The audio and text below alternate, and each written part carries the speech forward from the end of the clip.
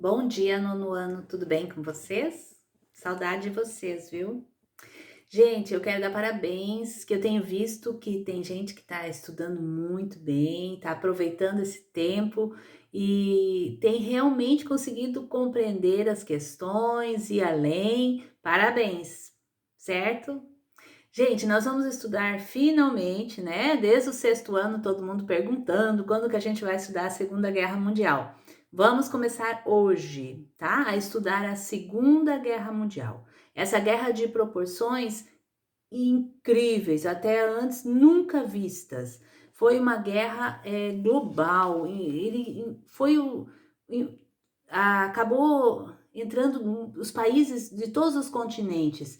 Então, é uma guerra total, nunca tinha tido uma guerra dessas antes, especialmente porque o poder de morte foi muito grande sobre os civis, né? Não foram só os soldados que morriam, eram civis por causa dos bombardeios sobre as cidades.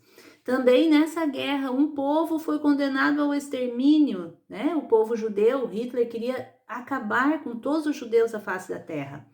Também nessa guerra foi a primeira vez que foi utilizada a bomba atômica, que foi inventada nesse período. Então, são muitas coisas novas e um poder de destruição muito grande, sem precedentes. E é essa guerra, então, que a gente vai começar a estudar. Como é que foi que começa uma guerra dessa proporção? O que causou essa guerra? Tá? Então, a gente vai estudar. Bem, você se lembra que quando terminou a Primeira Guerra Mundial, foi feito o Tratado de Versalhes, em 1919, e nesse tratado a Alemanha foi penalizada como culpada pela guerra. Sendo culpada pela guerra, ela tinha que pagar para os vencedores, entregar territórios para os vencedores, entregar aquelas colônias que tinha também para os vencedores, não podia mais se militarizar, tinha que ter um número reduzido de soldados, não podia ter aviões e assim por diante. Uma série de imposições sobre a Alemanha, fazendo com que a Alemanha não pudesse se reerguer depois da Primeira Guerra Mundial, porque ela foi considerada culpada da Primeira Guerra Mundial. Acontece que os alemães ficaram com o orgulho ferido e quando Hitler sobe ao poder, ele aproveita bastante isso. Ele também tinha um orgulho ferido. E ele fala na reconstrução da pátria alemã, no poderio do povo alemão, na grandeza do povo alemão, que a gente viu quando ele começa a governar. Ele se torna, em 1933, chanceler, que é tipo o primeiro-ministro. Em 1934, ele se torna o governante total. Ele é o Führer, o guia, o condutor. Então, nós vamos ter essa busca da grandeza alemã e o Hitler tomando atitudes totalmente contrárias ao que foi definido em Versalhes. Ele não deu nem atenção ao que foi dito em Versalhes. Ele começou a fazer tudo do contrário do que Versalhes definia. Então, Hitler começou a produzir armas, começou a treinar soldados e vai fazer muito mais ainda. E agora? Mas a gente vai ter um trio que vai estar nesse eixo, que é chamado de eixo, essa aliança da Alemanha com outros dois países. O outro país que se uniu à Alemanha vai ser a Itália. Não é por menos, né? Mussolini, fascista, é a mesma linha do nazismo. E a Itália também tinha ficado ressentida na Primeira Guerra Mundial, porque apesar de ter mudado de lado e ficado no lado vencedor, não ganhou nada com a guerra. Então agora ela quer ganhar. E lembra que Mussolini dizia que a guerra é o sentido da vida. Então, ele está bem afim de fazer guerra. O outro país do eixo vai ser o Japão. O Japão é um pouquinho diferente. O Japão é porque, assim, ele se fortaleceu na indústria nessa época. Início do século XX, ele está forte na indústria. Então, ele quer ter mais mercados e quer ter mais áreas de influência. Então, esses três países, eles começam a adotar tipo um imperialismo e a querer mais espaços para eles. E aí nós vamos ter, então, o que vai causar a Segunda Guerra Mundial. Então, o Japão, ele começa já em 1931, ocupando uma região que era da China, a região da Manchúria. Essa região, o Japão pegou para ele, dominou, tirou da China. Era um lugar que tinha muitos minérios, que tinha terras férteis, dominou. Em 1937, o Japão foi além, dominou boas partes da China mesmo. Só que assim, ó, a Liga das Nações, que foi formada depois da Primeira Guerra Mundial, ela tinha o objetivo de manter a paz e nunca mais deixar ter uma grande guerra como a Primeira Guerra. Não fez nada. O Japão pega a Manchúria da China, o Japão pega boa parte da China e todo mundo fica quieto e deixa por isso. E então, ele continuou, né? Muito bem, mas não começou a Segunda Guerra ainda, só coisas que estão acontecendo antes. A Segunda Guerra só vai iniciar lá em 1939. A Itália, com Mussolini, em 1935 invadiu a Etiópia. Em 1936 terminou de dominar a Etiópia e disse: agora sim a grandeza do Império Romano vai voltar para a Itália. Dominou e as coisas foram ficando assim. A Liga das Nações, nesse caso, tomou a atitude de dizer: nenhum membro da Liga das Nações vai poder comercializar com a Itália, para fazer a Itália mudar de ideia. Mas como tinha países que não eram membros da Liga das Nações, continuaram a suprir a Itália com o que ela precisava, as matérias-primas e tal, e a Itália continuou numa boa. Isso, Itália. E a Alemanha? A Alemanha, o Hitler, ele tinha muito claro o que ele queria. E ele defendia o Lebensraum. Lebensraum significa espaço vital. Ele dizia que os alemães, eles precisavam de mais espaço. O espaço vital, o espaço de vida, seria um território que tivesse tudo que os alemães precisassem. Todo tipo de matéria-prima, a agricultura, as indústrias, tudo que eles precisassem tinha que estar no espaço, território deles. E como o espaço deles não tinha tudo isso, então ele vai pegar dos outros. Já pensou? Essa era a teoria dele, da Lebensraum. Então ele começa a agir nesse sentido. Primeiro ele retoma Sarre. Lembra que na época do Tratado de Versalhes, você teve que entregar Sarre para a França, aquela região rica também em minérios, carvão. E aí agora ele pega de volta. Aí ele militariza a Renânia, que é uma região bem próxima da fronteira da França. Ele já coloca um monte de soldados ali na fronteira da França. Já dá para perceber o que o homem quer. Tá. Aí ele vai cuidando de todos esses detalhes, enquanto que ele vai mandando produzir armas e vai preparando a Alemanha para a guerra. E ninguém fez nada. Deixaram as coisas. Mas, gente, vai ser pior. Espera, eu vou continuar.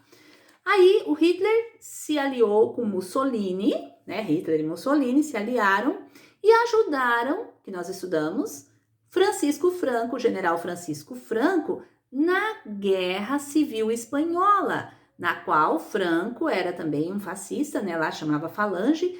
E eles ajudaram Francisco Franco mandando armas, mandando soldados, testando os seus aviões. Hitler testou seus aviões, tudo na Guerra Civil Espanhola. Guernica, aquela cidade que vocês viram o quadro, foi destruída. De manhã acordou tudo certinho, daqui a pouco jogaram bombas de aviões e acabaram com toda a cidade.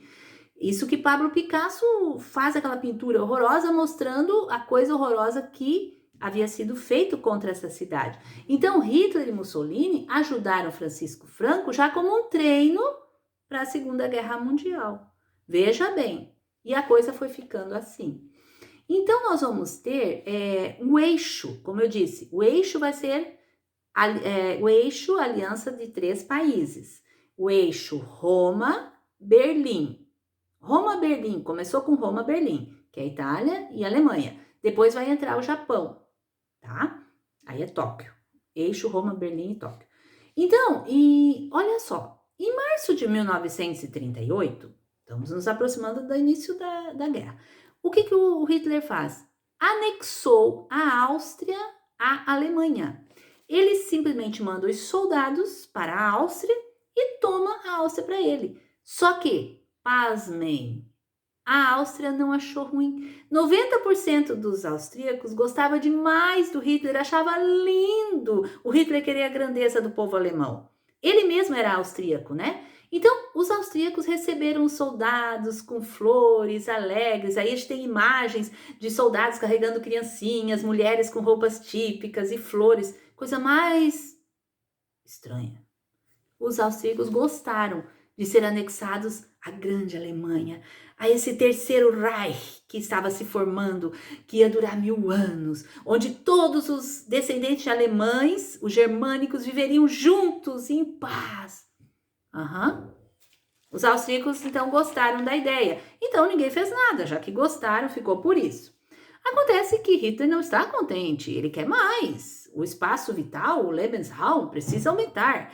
E agora ele lança os olhos, então, para uma região da Tchecoslováquia. Essa região era chamada de Sudetos. Nos Sudetos da Tchecoslováquia moravam milhões de alemães, de descendentes de alemães, de germânicos. Então ele disse, lá moram descendentes de alemães, são germânicos, e eles devem participar do meu grande Reich. Então eu quero, porque quero, anexar esses Sudetos para a Alemanha também. Acontece que a Tchecoslováquia não concordou. O que é isso? Anexar uma parte do nosso país? Como assim? Não concordou, que nem a Áustria. Aí foi feita, então, a Conferência de Munique. Na Conferência de Munique, nós vamos ter representante da Inglaterra, da França, da Tchecoslováquia. Foi convidado alguém? Não. A Conferência de Munique, não, para quê? A Tchecoslováquia não precisa. Convidaram os grandes outros. E aí decidiram, não, pode sim, deixa ele anexar. Eles possivelmente, era a política desse primeiro-ministro inglês, política de apaziguamento, deixa quieto, deixa ele anexar se ele quer, aí depois ele para, ele fica quieto.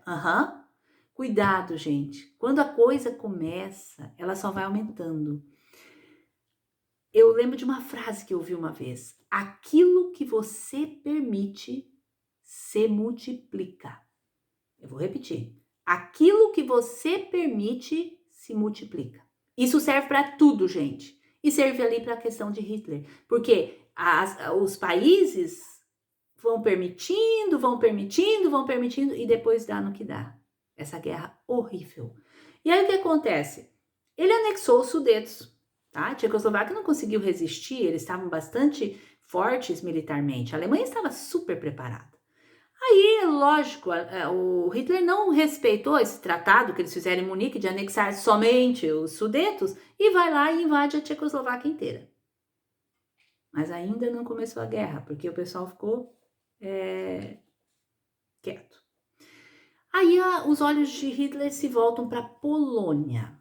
Dê uma olhada no mapa. Tem a Alemanha, tem a Polônia e depois tem a Rússia. Na época era a União Soviética, liderada por Stalin. Ele inimigo de Hitler. Os dois eram inimigos, porque um é comunista, o Hitler não gostava de comunista. O Hitler era do oposto, extrema direita. Então, nós vamos ter o Hitler convidando Stalin para fazer um pacto de não agressão. Eles assinam um pacto, os primeiros ministros, Ribbentrop-Molotov, o nome do primeiro-ministro alemão e do primeiro-ministro da União Soviética da época. Esse pacto é assinado entre Alemanha e União Soviética, prometendo que eles não iriam se agredir na guerra. Guarde isso, tá? Guarde isso. Porque você já sabe o que acontece depois. E aí eles iam juntos invadir a Polônia. A União Soviética invadia por um lado e a Alemanha pelo outro, porque a Polônia estava no meio. E aí eles iam dividir a Polônia entre si. Gente, aí a coisa vai esquentar. Mas eu deixo para a próxima semana de aulas. Gente, desejo uma ótima semana de estudo para vocês. Que Deus abençoe cada um.